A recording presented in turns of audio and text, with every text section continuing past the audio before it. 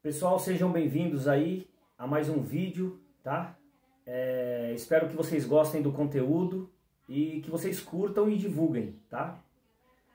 O nosso conteúdo ele é bastante simplificado, tá? Eu tô tirando de literaturas, mas de forma bastante fragmentada, bastante dinâmica, para que a gente possa entender e saber interpretar quando a gente for ler as literaturas aí maçantes, né? E de grande importância também, né? Porque elas trazem bastante informações aí e nos orienta muito no uso do diagrama e o conhecimento do aço, tá bom?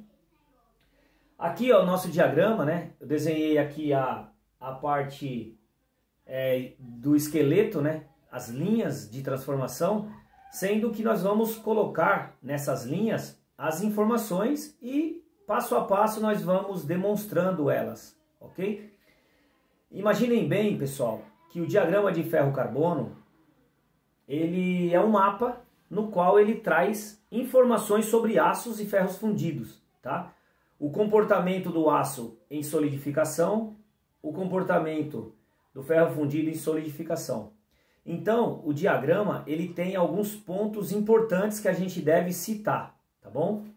Vamos pensar aqui, ó. Nós temos esse primeiro ponto, tá? Nós temos esse segundo ponto aqui. E nós temos esse terceiro ponto. Ok? E nós temos esse pontinho aqui, tá? São alguns pontos importantes. Lembrando que nós temos que conhecer também as linhas principais, tá? Por que o diagrama? O que ele correlaciona, ok? O diagrama, pessoal, ele correlaciona a temperatura, né, pelo percentual de carbono. Então, o percentual de carbono aqui, ó, 6,67% de carbono, né, na extremidade aqui final dessa linha horizontal. E no início nós temos nada de carbono. 0% de carbono. Então aqui é uma crescente de carbono, ok? Na linha vertical, nós temos a crescente das temperaturas. Então nós temos aqui 727 graus. Nós temos aqui 912 graus. Nós temos aqui 1394 graus. E nós temos aqui em cima 1538 graus, tá? Então nós temos algumas temperaturas importantes. Além disso, nós temos os pontos importantes no diagrama, né? Que são eles, o eutetoide, né? O peritético e o eutético. Ok? Então nós temos aqui, ó, o peritético, o eutetoide e o eutético. Nós temos 3 pontos importantes também a ser estudado, tá? Uma outra informação importante é a forma como o aço ele está, né, os materiais, né, ferro-carbono, eles estão configurados, tá? Então, lá no fator de empacotamento, né, como as moléculas elas se posicionam dentro do reticulado, ela forma algumas posições, dependendo da sua temperatura. No caso de um aço resfriado, né, a temperatura ambiente está direitinho aqui, ó, ele está na forma alfa, tá? Então aqui, ó, eu tenho aqui então ferro alfa, né, abaixo de 727 graus. Acima de 727 graus, nesse campo triangular aqui, ó, nós temos um ferro gama, né? Nós temos o ferro gama. Partindo ainda mais para cima aqui, nós temos quem? O ferro delta, tá? Sendo que, pessoal, o ferro alfa, ele é um ferro que está configurado em CCC, cúbico de corpo centrado. Então vamos escrever aqui, ó, CCC. Lembre-se, ferro alfa, CCC. Ferro gama, CFC. Ferro delta, CCC. Tá bom? Então, ferro delta, cúbico de corpo centrado, ferro gama, cúbico de face centrada e ferro alfa, cúbico de corpo centrado, tá? Então são informações importantes. Temos que conhecer, pessoal, o que seria o CCC, CFC e o CCC e o HC, tá? O hexagonal compacto, o tetragonal de corpo centrado. Isso são os reticulados de Bravais, no qual traz informações sobre o posicionamento molecular dentro de qualquer material, tá bom? Então, qualquer material sólido, ele está configurado em um desses reticulados. Ele detém um desses reticulados. Então, a martensita, ela tem um reticulado próprio. O ferro ao carbono, ele tem um reticulado próprio. O ferro carbono, eu estou dizendo, a temperatura ambiente. Se eu aumentar a temperatura e passar de 727 graus, ele tem uma outra configuração, CFC, tá? E se ele passar de 1394 graus, ele está CCC. Pessoal, isso é tão importante que quando nós tentamos imantar o ímã em imantar esse ímã em um alumínio, ele não é magnético, né? O alumínio ele não é magnético. O ímã não imanta no alumínio. Né? No cobre, por exemplo. Por quê? São materiais que estão configurados em temperatura ambiente CFC. Logo, ele não tem magnetismo. O material que tem CFC como estrutura cristalina, ele não tem magnetismo. Ok? Então, vejam bem. A importância de conhecer as particularidades do CFC, do CCC, do ferro delta, tá? Do hexagonal compacto, né? Lembrando que essas configurações também oferecem mudanças nas propriedades dos materiais, tá? Então, o material CCC, né, o material configurado em CCC, ele tem as ligações de atração intermolecular maiores, né? O CFC menores, ok? O TCC, o tetragonal de corpo centrado, diferente também, rígida, né? Isso nós estamos falando para que a gente possa saber e entender que esses reticulados presentes, essas citações, elas não estão à toa no diagrama. É para que a gente possa mesmo prever propriedades mecânicas aí, por exemplo, em tratamentos térmicos, tá? Então eu tenho que austenitizar o meu material, tenho que aquecer ele, né? E esse aquecimento faz o quê, né? Quando eu aqueço aí para CFC, quando eu aqueço para austenita, poxa, olha aí, quem trabalha com tratamento térmico, quem trabalha no setor metal mecânico, sabe do que eu estou falando no sentido de austenitizar o material. Quando eu austenitizo, eu estou fazendo com que o material sofra alotropia, saindo de CCC para CFC. CFC, a capacidade de dissolver, né, de dissolução de elemento soluto, no caso o carbono, dentre outros, tá? Mas nós estamos falando de um diagrama de equilíbrio, então vamos falar só do carbono. É facilitada. Então, quanto maior a temperatura, maior a dissolução, tá bom? Então eu tenho limitações também no meu material, porque se eu estou com 1010, eu não consigo dissolver mais que 0,10%. Em qualquer temperatura, eu não vou conseguir. Por quê? Eu tenho uma limitação de percentual de carbono. Por outro lado, se eu vou tratar um material, fazer um tratamento térmico com material com uma composição um pouco mais elevada, né? Eu trabalho aí com, vamos dizer, um aço ferramenta com um percentual de carbono de 1%.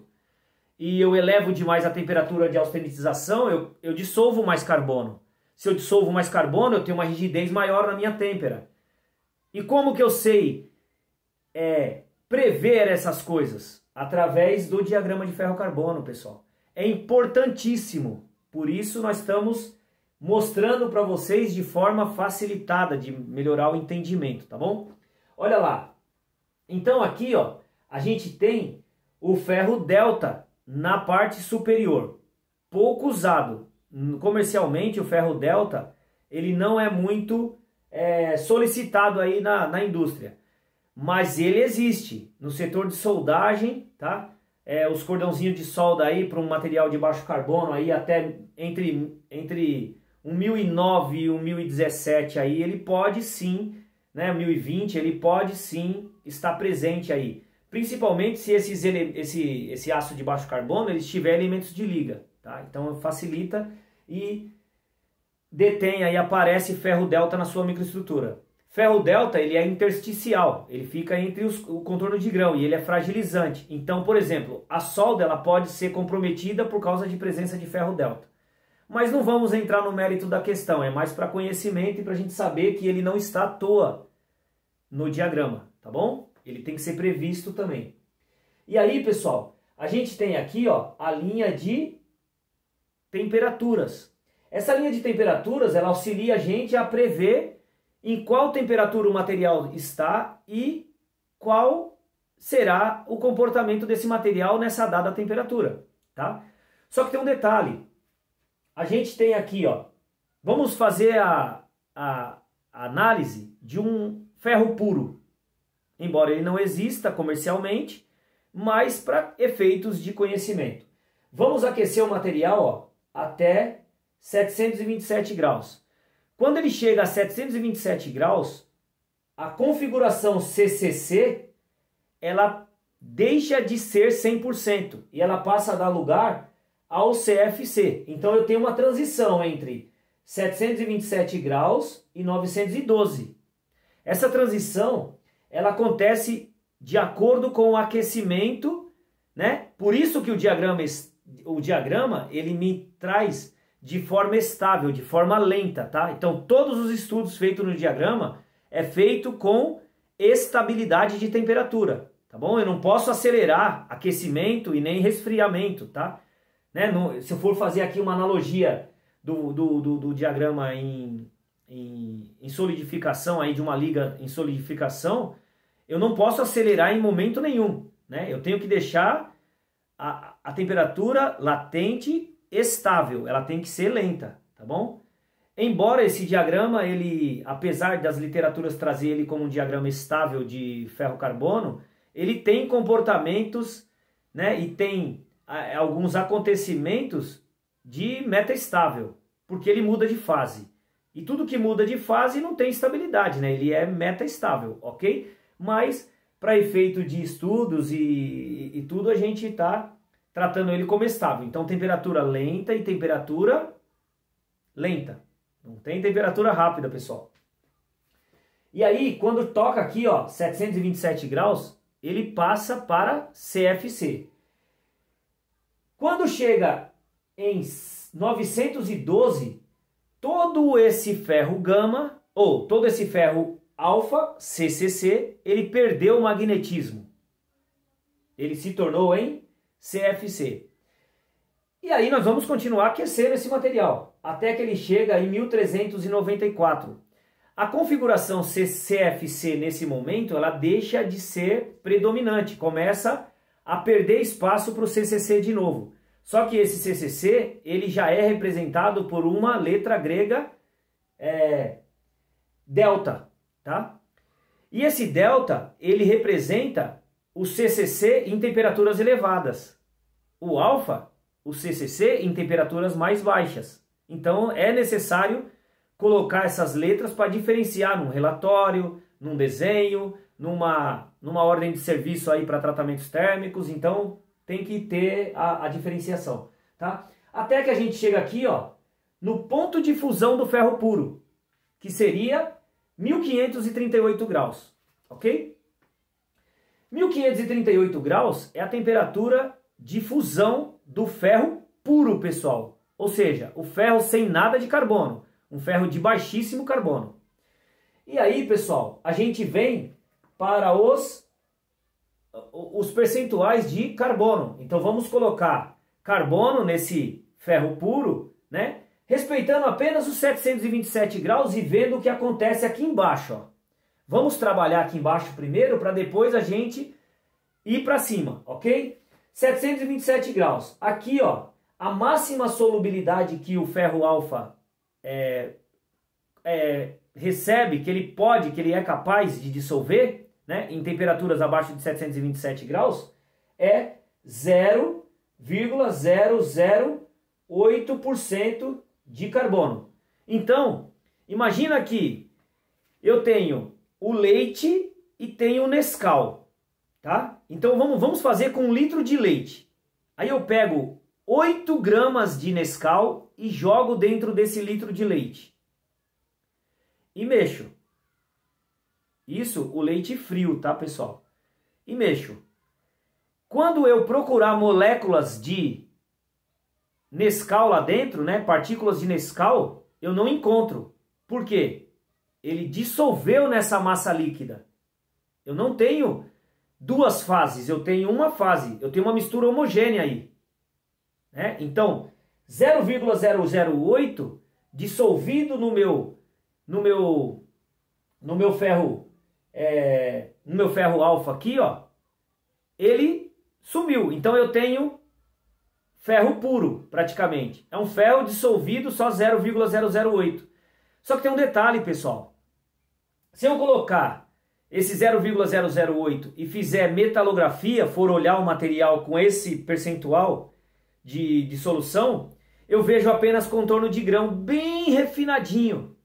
Esse contorno de grão é esse carbono lá, ok? Então eu consigo ainda, de forma bastante remota, ainda consigo ver esse carbono dentro do meu sistema. Só que tem um detalhe. Quando eu vou aumentando o percentual de carbono aqui, ó, ele vai precipitando. Ou seja, esse ferro alfa, ele não consegue mais manter esse carbono dissolvido e precipita. Então, eu passo a ter nessa fase do material aqui, ferrita. Ó, essa ferrita, ela está com 0,008% de carbono nela, ok? Dissolvido. Sendo que o precipitado dessa ferrita é chamado de Fe3C, sementita. Essa sementita que é precipitada, que é carbono precipitado, que está livre, ela se reage, né? Ela faz uma reação com outra molécula de ferro e forma o Fe mais Fe3C, chamado de perlita. Então eu tenho perlita, é um constituinte de ferro mais sementita. A sementita, ela aparece no material, né, de forma lamelar. Por que lamelar, pessoal? Porque normalmente quando a gente está fazendo a solidificação do material, não é de forma estável. Então, quanto mais lento eu estou solidificando o material, maior a difusilidade do material, a difusibilidade. Então, a difusão acontece, os átomos eles vão tomando posições estáveis dentro do sistema e formando lamelas. Pessoal, as lamelas da perlita, ela é parecida com as nossas digitais. Quando a gente olha as digitais, a gente lembra da perlita, porque são achuras, são listas, ok? E aí a gente tem então aqui, ó, ferro mais Fe3C, sementita. Esse Fe mais Fe3C precipitado me dá os percentuais que a gente acha nos ferros ao carbono. 1010, eu tenho. Esse 1000 não caracteriza, esses primeiros dois algarismos não caracterizam a liga, um aço ao carbono. O 10 não é o 0,10% de carbono que tem no material? O que seria então?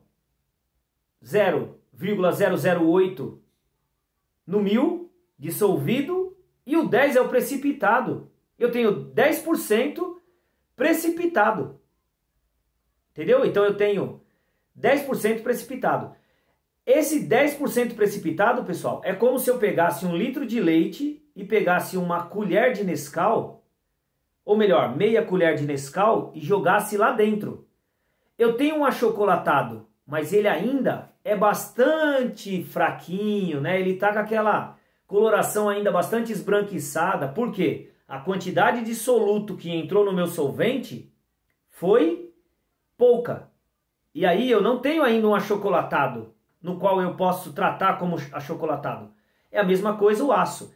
Eu não tenho carbono suficiente para encher toda a minha matriz de carbono. Então, quando eu faço a metalografia nesses aços 1010, eu detenho o que nele? O que eu verifico neles? Eu verifico contornos de grãos e, em alguns pontos, ilhas de perlita grossa ou fina, dependendo aí da taxa de resfriamento, do meu molde, do que tiver, né, do lingotamento. Eu não sei como foi feito o resfriamento, mas creio que de forma lenta e controlada. Então eu tenho as lamelinhas, né, de forma bastante disponível, né? A gente consegue visualizar, ok? E aí eu tenho 1010, né, nesse material. E aí, pessoal, o que vai acontecendo? Eu tenho essa crescente de carbono, esse precipitado em forma de perlita, e ele vai crescendo, crescendo, crescendo, até que ele chega numa composição de 0,7, tá? Ou as literaturas falam em 0,77% de carbono. Imaginem, pessoal, esse ferro a gente chama de ferrita. A perlita é as lamelas de cementita no ferro alfa, tá? Então elas vão gerando essas lamelas. Imaginem que no 1010 eu tenho muita área branca, tá? Que é a ferrita, eu tenho contornos de grãos, tá? E tenho pouco carbono em disposição, tá? Por quê? Porque aí eu tenho esses contornos de grão, eu tenho um crescimento ali, ele vai ficando mais espesso por causa do posicionamento da perlita. Só que imaginem, pessoal, uma área, né? Em uma área assim, ó, eu tenho os contornos de grãos, tá? E tenho poucas áreas de perlita. Vamos fazer de preto, que é pra gente, né, deixar mais real a perlita. Ó, eu tenho poucas áreas de perlita. Por quê? Porque o meu material tem pouco carbono ainda, tá? Tem pouco carbono. Então o que acontece? Eu vou aumentando o percentual de carbono, tá? Então eu vou fundir o 1020 agora. Esse 1020 eu já tenho um pouco mais de perlita. 1030 mais perlita. 1040 mais perlita ainda. Eu tenho contornos aqui, ó. Eu tenho grãos com bastante perlita. Imaginem, quando a gente vai numa microscopia óptica, a gente vai fazer a análise pela microscopia, a gente começa a verificar o seguinte, a gente verifica que a quantidade de perlita, ela é diretamente proporcional àquela área. Então eu consigo prever se tem 20% em média, tá, pessoal? Não é nada preciso, porque precisão só fazendo quantificação de fases. Mas a gente consegue verificar empiricamente, né, por experiência, quanto de perlita eu tenho no sistema. E eu consigo determinar se o material é de baixo, médio ou alto carbono, tá? E aí, ó, eu vou aumentando a quantidade de perlita e, consequentemente, é a quantidade de carbono que vem sendo aumentada. Então, quando eu chego aqui, ó, nessa linha que a gente chamou de eutetoide, né? Eutetoide é exatamente 100% perlita no meu sistema. Então, eu tenho toda a minha microestrutura perlítica, tá? Eu tenho carbono em 100%. E, pessoal, o carbono, ele é diretamente benéfico à têmpera. Então, a têmpera do material, ela está diretamente ligada ao carbono. Diretamente ligada ao carbono. Então, quanto mais carbono, maior a temperabilidade do material, tá bom? Então, olha só, eu venho até que chegue na liga eutetoide. Pessoal, a liga eutetoide, o que é o ponto eutetoide de um diagrama de ferro-carbono? É a temperatura, é a menor temperatura no qual um material em solidificação passa instantaneamente, sem transição, de CCC para CFC, tá? E essa transição, essa falta de transição, está diretamente ligado a quem? A composição química que esse aço detém. Então, o 0,7% de carbono, ele é diretamente responsável pela reação eutetoide, tá? Então, o meu material ele passa de ferro gama para ferro alfa, onde austenita se transforma em ferrita e perlita. E notem, a temperatura lenta de solidificação, né, o calor latente, né, a austenita vai saindo devagarzinho, a austenita vai resfriando devagarzinho, o que é que vai acontecendo com os átomos de carbono? Eles vão tomando posições estáveis dentro do sistema e tem o tempo suficiente para formar a perlita. Então ele forma a perlita de forma bastante ordenada. Sendo que, pessoal, quanto mais lento essa transformação, mais espaçada é a minha perlita. Quanto mais acelerado, menos espaçado é a minha perlita. E quando eu falo menos acelerado, eu não estou falando para jogar na água não, tá, pessoal? É para deixar numa temperatura, num resfriamento bem brando, ok? Pessoal, essa é a nossa primeira parte, tá, do diagrama de ferro-carbono. Nós estamos agora no ponto eutetoide e nós daremos continuidade no próximo vídeo. Acessem e vejam o próximo vídeo, que é a continuação desse primeiro, tá bom, pessoal? Quero agradecer vocês desde já. Obrigado.